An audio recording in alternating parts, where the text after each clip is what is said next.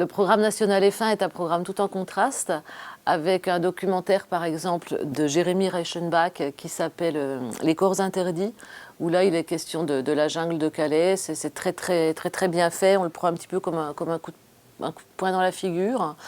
Après, là c'est pas drôle du tout non plus, ça s'appelle Baby Love, mais c'est un film absolument magnifique sur la descente aux enfers d'un couple qui tombe dans la drogue. Ça dure 50 minutes, c'est un moyen métrage, mais c'est très bien joué. Il y a notamment Bastien Bouillon qui joue dans ce film, qu'on retrouve dans plusieurs courts-métrages et dans des longs-métrages aussi, qui est un acteur dont on commence à parler.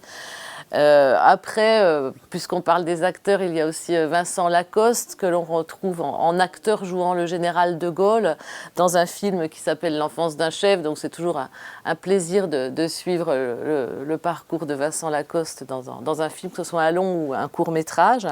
Et j'ai beaucoup aimé aussi La République des enchanteurs. Donc là, c'est un film qui est en 3 parties. Alors au début, c'est assez drôle, ce sont des femmes de banlieue qui vont piquer les scooters des gamins. Alors les gamins se demandent où sont passés leurs scooters.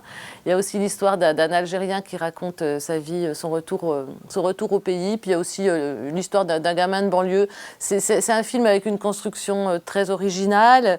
C'est plein de tendresse, plein d'espoir et plein de poésie. C'est une très belle série, le F1.